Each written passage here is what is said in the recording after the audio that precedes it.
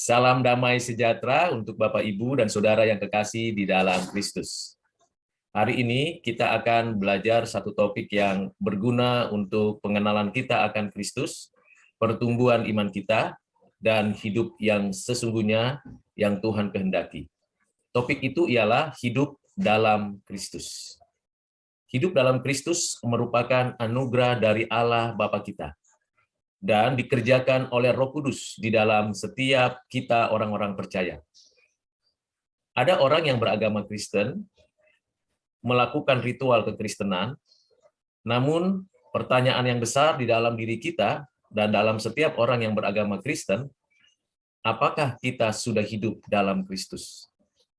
Atau kita hanya mengikuti ritual-ritual keagamaan, melabelkan diri sebagai pengikut Kristus, bahkan menggunakan aksesori seperti layaknya orang yang beragama Kristen. Apakah demikian hidup dalam Kristus?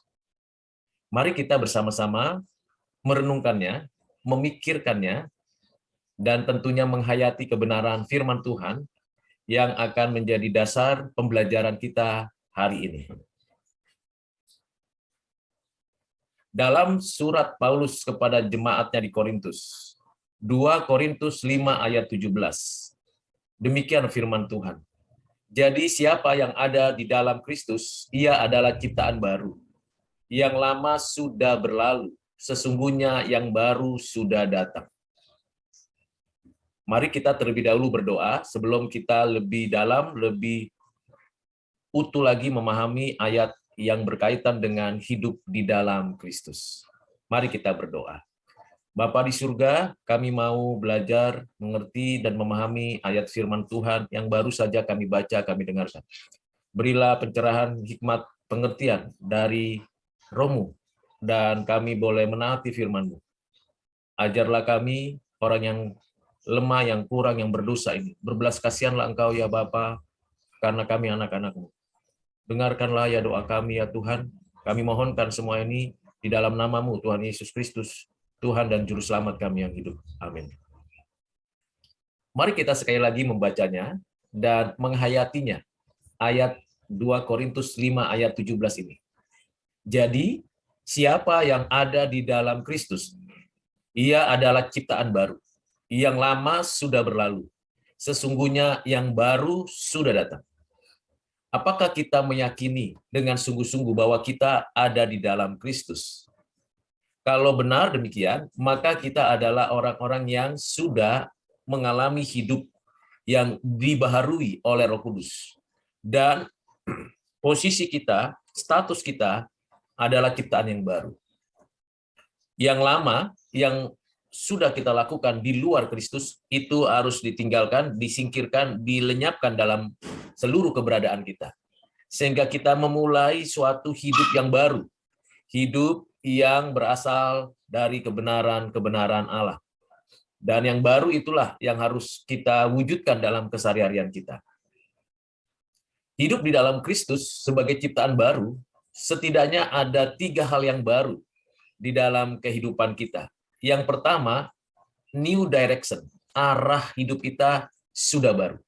Tidak lagi berpusatkan pada diri, pada manusia, pada alam, pada buatan tangan kita, atau pada hal-hal apapun di luar Kristus.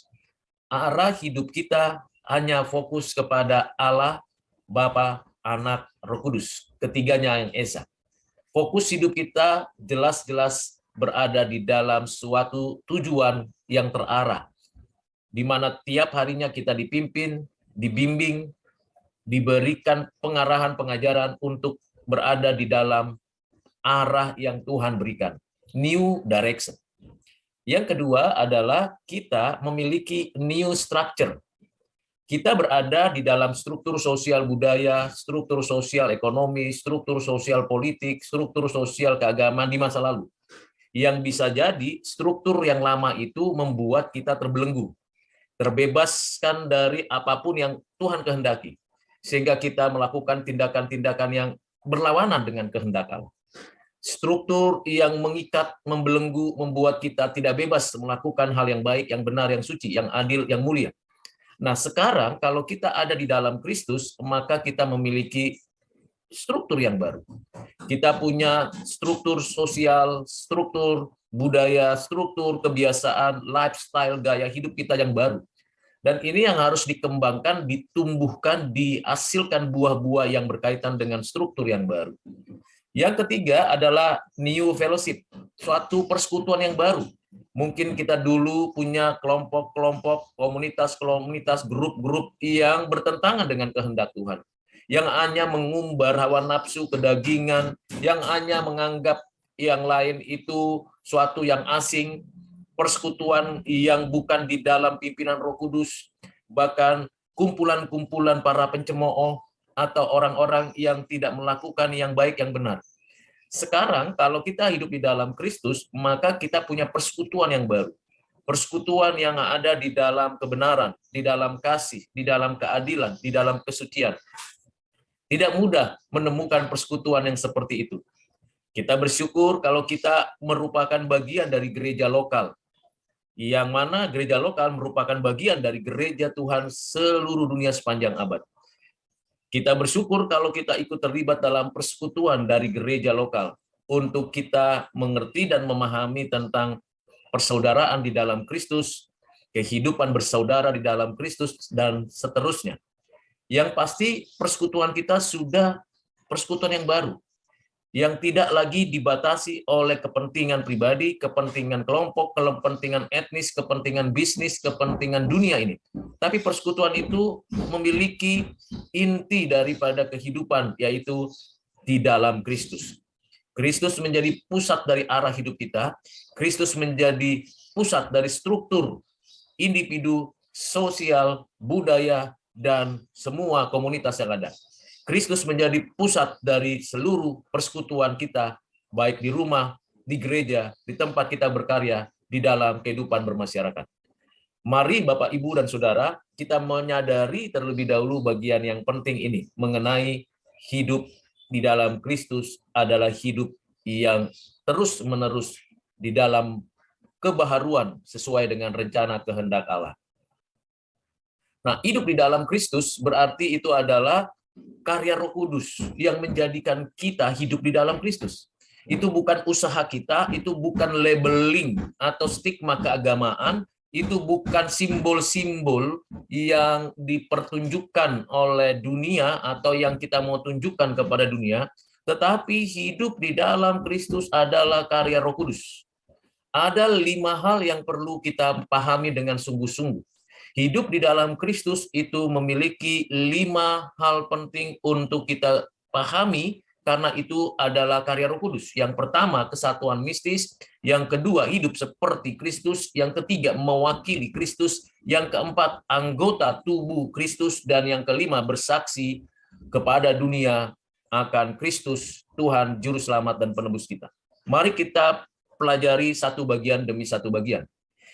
Karya Roh Kudus yang menjadikan kita hidup di dalam Kristus, yang pertama kesatuan mistis, di mana di dalam kesatuan mistis secara pribadi kita meyakini bahwa oleh Roh Kudus kita dipersatukan, dipersekutukan di dalam Kristus. Seluruh pribadi, natur, dan karya Kristus itu sungguh-sungguh menjadi keyakinan, kehidupan, dan kesatuan kita dengan dirinya.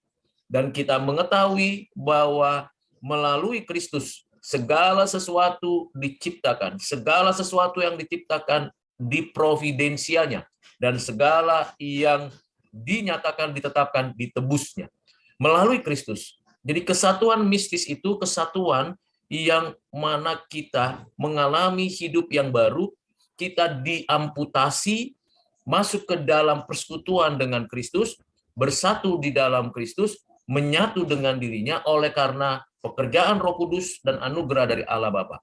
Kalau kita memiliki kesatuan dengan Kristus secara mistis, maka kita akan mengetahui bahwa kita juga mengalami kesatuan dengan Kristus bersama saudara-saudara seiman di seluruh dunia, sepanjang abad, di segala tempat, dari yang kelihatan maupun yang tidak kelihatan. Kita bersyukur karena kita dipersatukan di dalam Kristus. Ini bukan berbicara institusi gereja, bukan berbicara tentang agama Kristen, ini berbicara persatuan dengan Kristus yang melampaui institusi agama, ritual agama, maupun hal-hal yang berkaitan dengan institusi gerejawi. Ini adalah suatu kesatuan yang ada di dalam Kristus. Yang kedua, hidup seperti Kristus. Orang-orang yang hidup di dalam Kristus, hidupnya akan diarahkan, dibimbing seperti Kristus. Hidup seperti Kristus yang taat secara aktif dan taat secara pasif, melakukan kehendak Allah. Ada waktunya kita terus-menerus melakukan yang sesuai kehendak Allah sampai kematian tiba. Dan ada waktunya kita melakukan satu sikap pasif, menerima apa yang Tuhan rancang di dalam hidup kita, tanpa argumentasi, tanpa bersungut-sungut, dengan tetap bersandar kepada Tuhan yang hidup. Hidup seperti Kristus berarti apa yang Yesus katakan, Yesus lakukan, Yesus kerjakan di dalam hidupnya, seperti itulah yang kita lakukan. Memang tidak mudah, memang tidak bisa kita katakan kita bisa sempurna, tetapi oleh Roh Kudus kita akan dibimbing, dikuatkan, dihibur, dipimpin, diarahkan untuk kita hidup di dalam Kristus, seperti Kristus adanya. Yang ketiga, hidup di dalam Kristus berarti kita mewakili Kristus dalam melaksanakan mandat dan kehendak Allah. Ketika kita ada di rumah, di dalam masyarakat, dalam pekerjaan, dalam setiap aktivitas kita bergereja, beribadah, kita mewakili Kristus. Kita menunjukkan bahwa kita diberikan bakat, talenta, kemampuan, fasilitas, potensi untuk melakukan mandat Allah dan kehendak Allah. Bagaimana kita boleh mengelola bumi, mengerjakan pelayanan-pelayanan kita dengan baik dan benar, memberitakan kebenaran Tuhan untuk menunjukkan bahwa Kristuslah satu-satunya Tuhan dan Juru Selamat. Jadi kita di sini mewakili Kristus, hidup di dalam melaksanakan mandat itu. Yang keempat, hidup dalam Kristus berarti kita menyadari bahwa kita adalah anggota tubuh Kristus. Dari sekian banyak anggota tubuh Kristus yang ada di seluruh dunia sepanjang abad segala tempat, di mana kita bagian dari anggota tubuh Kristus. Sesama anggota tubuh Kristus adalah saudara, walaupun berbeda etnis, bahasa, tempat tinggal, gaya hidup, cara hidup, bahkan berbeda pendidikan, berbeda sosial ekonominya, tetap kita adalah anggota tubuh Kristus karena kita sudah di dalam Kristus, sehingga saling mengasihi dan tentunya kita menunjukkan cinta kasih kita di dalam Kristus. Ini tidak mudah. Kita bisa jadi berbeda dengan orang-orang yang satu keturunan, ayah atau ibu, atau satu etnis, atau satu bangsa. Tetapi kalau kita menyadari bahwa kita anggota tubuh Kristus, hidup di dalam Kristus, maka kita meyakini bahwa siapapun yang berbeda sekalipun, apapun perbedaannya, kalau sama-sama adalah anggota tubuh Kristus, maka semuanya adalah saudara di dalam Kristus. Yang kelima, kalau kita hidup dalam Kristus berarti kita bersaksi kepada dunia mengenai siapakah Kristus. Ia adalah Tuhan, Juru Selamat, dan Penebus. Tidak ada nama lain yang ada di bawah kolong langit ini, di mana manusia beroleh keselamatan kecuali hanya di dalam Kristus. Dan tidak ada penebus lain yang menjadikan kita anak-anak Allah oleh karena Kristus sudah mati menebus kita, bangkit menyatakan kemenangan, dan memberikan kepada kita jaminan kehidupan yang kekal di langit dan bumi yang baru. Kesaksian kita berpusat kepada Kristus. Penyataan-penyataan kita meninggikan Kristus. Dan semua apa yang kita jelaskan, seluruhnya pengalaman kita haruslah meninggikan Kristus.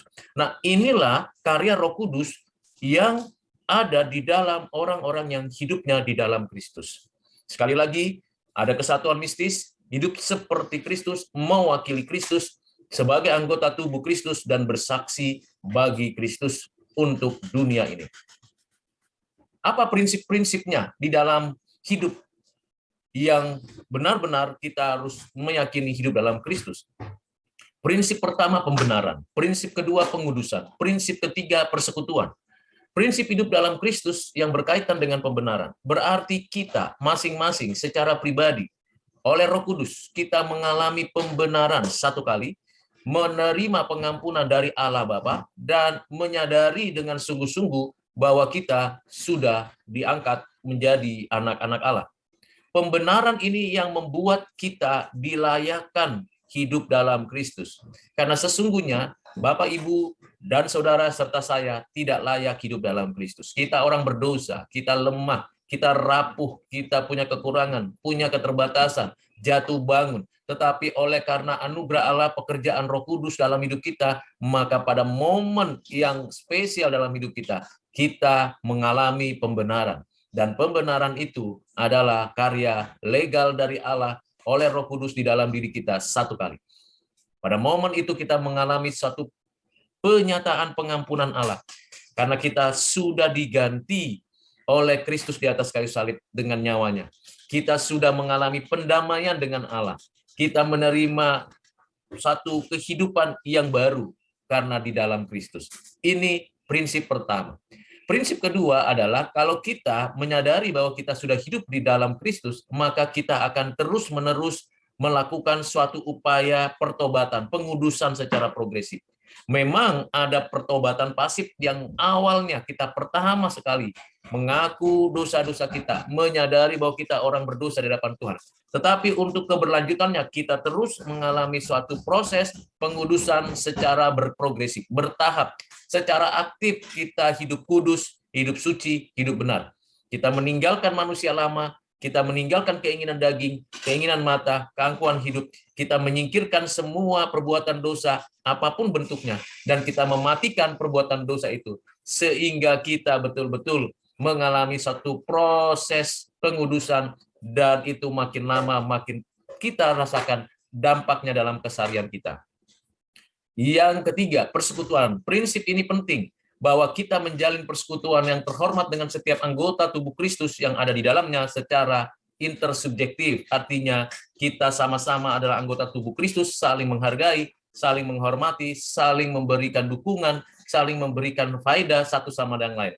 Jadi kita mengalami satu persekutuan di dalam Kristus yang membuat kita kuat, kita maju, kita bersama-sama menjalani hidup ini.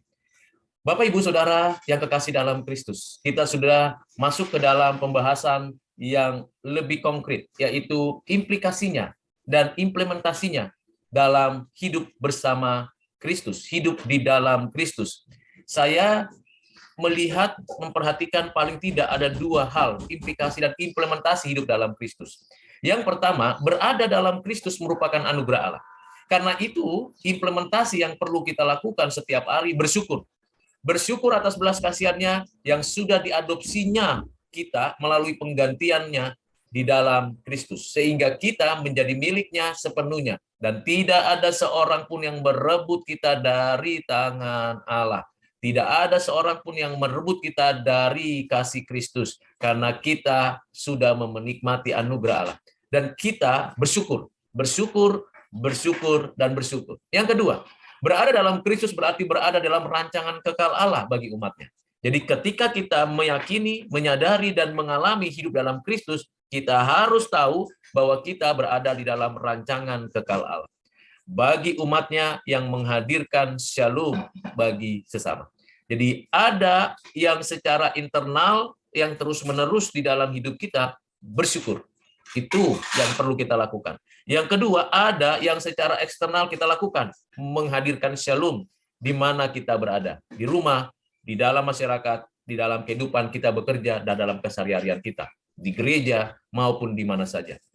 Kiranya dengan pembahasan yang singkat dan sederhana mengenai hidup dalam Kristus ini, menolong Bapak, Ibu, Saudara, dan saya untuk melakukan apa yang dikehendaki Allah, dan kita bersyukur. Mari kita berdoa. Bapa, terima kasih untuk perenungan saat ini dari firman-Mu dan untuk ulasan yang hamba-Mu sampaikan. Kiranya setiap kami yang melakukan kehendak-Mu, yang mengerti firman-Mu, dapat melakukannya sehari-hari bagi kemuliaan nama-Mu. Terima kasih Bapa. Dalam Kristus kami berdoa dan bersyukur. Amin.